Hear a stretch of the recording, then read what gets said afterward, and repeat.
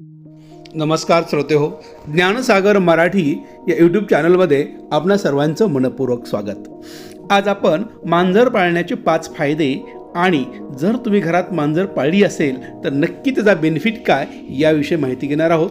तसेच डिसेंबर महिन्यातच मांजर का पाळावी याविषयी बोलणार आहोत आणि घरातील स्त्रियांच्या हातामध्ये पैसा जर खुळखुळत ठेवायचा असेल तर घरामध्ये मांजर का पाळावी याविषयीची सुद्धा आपण चर्चा करणार आहोत. तर श्रोते हो, पुरातन काळापासून मांजर हा घरामध्ये पाळला जाणारा प्राणी आहे.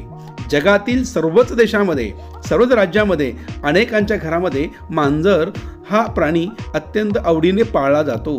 पूर्वीच्या काळी दगड मातीची घरं होती, घरामध्ये होल बेड वगैरे असू शकत असायचं आणि त्यामुळे घरामध्ये उंदीर आणि साप किंवा विंचू यासारखे हिंस्र प्राणी घरामध्ये येऊ नये म्हणून घरामध्ये मांजर पाळली जायची. मांजराच्या फक्त आवाजानंच उंदीर घरापासून पळून जायचे, कारण उंदीर हे अत्यंत नासाडी करणारा प्राणी आणि उंदरावर रामबाण उपाय म्हणजे मांजर. त्यामुळे मांजर हा पुरातन काळापासून अनेक घरामध्ये आवडता लाडका असा प्राणी आहे. आणि मग या मांजराला आज सुद्धा बंगल्यामध्ये, फ्लॅटमध्ये, अपार्टमेंटमध्ये जिथं गुडगुडीत चकचकीत अशा फरशा आहेत तिथं पण पाळलं जातं.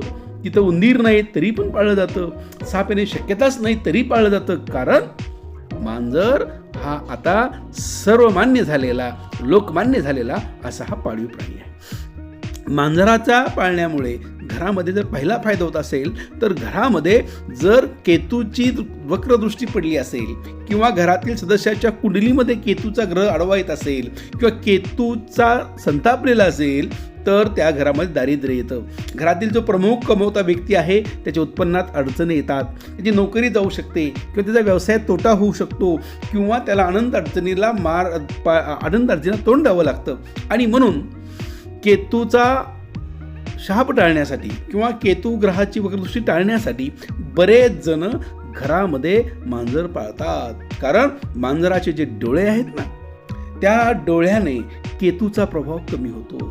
मांजराच्या दृष्टीने मांजर जसं आपल्या घरामध्ये वावरतं त्या मांजराच्या वावरामुळे केतू हा शीघ्र केतू थंड होतो आणि थंड झालेला केतू किंवा न कोपलेला केतू तुमच्या घरावर, त्या व्यक्तीवर कुठलाही प्रभाव टाकू शकत नाही.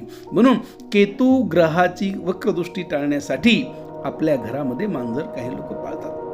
मांजराचा दुसरा फायदा असा आहे, मांजर घरामध्ये असल्यामुळे तुमच्या घरामध्ये उंदरासारखा कुठलाही प्राणी घरात प्रवेश करत नाही आणि तोही फायदा मांजर पाळण्याचा आहे. ज्या घरामध्ये मांजर पाळलेला आहे त्या घरातील महिला, पुरुष, लहान मुलं मुली त्याशी संवाद साधतात, बोलतात. आजच्या काळामध्ये अनेकांचा संवाद तुटलेला आहे, त्यामुळे मांजरामुळे का होईना पण लोक एकमेकाशी बोलतात, मांजराला बोलतात, मांजराला शिकवतात, मांजराच्या पाठीवर मऊ असा हात फिरवतात.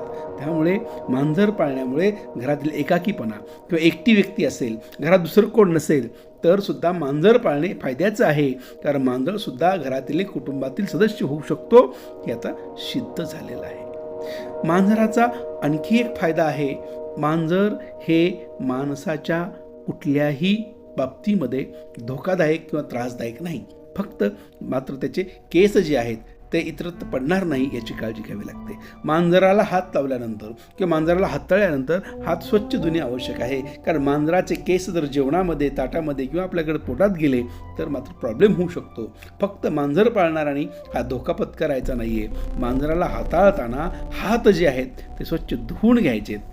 हात धुतल्याशिवाय स्वयंपाकघरामध्ये किंवा स्वयंपाकाला लागायचं नाही आहे किंवा जेवताना मांजराला हात लावायचा नाही. मांजराच्या ज्या डिश आहेत, त्यांच्या प्लेट आहेत त्या बाजूला ठेवा, त्या मिक्स करू नका. त्यांना त्याच डिशमध्ये, त्याच वाटीमध्ये त्यांना दूध किंवा त्यांचं जे जेवण असेल ते देत राहा, की जेणेकरून मांजरापासून रॅबिट नावाचा जो आजार निर्माण होतो तो घरामध्ये येणार नाही किंवा पसरणार नाही. मांजर पाळण्यामुळे आपल्या घरामध्ये अत्यंत आल्हाददायक, अत्यंत उत्साहित असं वातावरण राहतं. घरात काय वाद भांडणं झाले असतील, किटकिट झाले असेल, ताणतणाव झाला असेल आणि मांजर म्याव करून टुनकून उडी मारून आपल्या मांडीवर येऊन बसलं तर त्या माणसाचा ताणतणाव दूर होतो, त्या माणसाची काळजी दूर होते. आणि सध्या तर डिसेंबर महिना चालू आहे. या डिसेंबरमध्ये प्रचंड थंडी असते आणि मांजर हा उष्ण गरम असा उबदार प्राणी आहे. जेव्हा तुमच्या मांडीवर मांजर येऊन बसेल त्यावर तुम्ही हात फिरवाल तेव्हा तुम्हाला उबदार वाटेल, गरम वाटेल आणि वातावरण आल्हाददायक होईल. त्यामुळे डिसेंबर महिन्यामध्ये जर तुम्ही मांजर पाळलेला असेल किंवा तुमच्या घरात मांजर असेल तर त्याला नक्की मांडीवर घेऊन बसा, तुम्हाला थंडीसुद्धा वाजणार नाही. आणि म्हणून मांजर पाळण्याचे अनेक फायदे घेतो. मांजराला पुराणात सुद्धा खूप महत्त्व आहे. आपल्या हिंदू संस्कृतीमध्ये असं मानलं जातं, जर मांजर पाळलं तर तुमच्या शुभ शकून आहे आणि तुमच्यातून मांजर मेलं किंवा मांजराच्या मृत्यूला तुम्ही कारणीभूत असाल तर तुम्हाला डायरेक्ट काशीला जावं लागतं. त्याची क्षमा मागण्यासाठी तुम्हाला काशीला जावं लागतं. त्याची तुम्हाला याचना करण्यासाठी तुम्हाला काशीपर्यंत पोचावं लागतं. एवढं पवित्र स्थान या मांजराला आहे. बघा, जगातला कुठलाही प्राणी मारला तरी काशीला जावं असं कुठेही लिहिलेलं नाही आहे. पण मांजराच्या बाबतीत असं म्हटलं जातं, मांजर जर मारलं किंवा मांजराच्या मृत्यूला आपण कारणीभूत असेल तर आपल्याला काशीला जाऊनच ते पाप फेडावं लागतं. म्हणजे एवढं महत्त्व ह्या मांजराला आहे.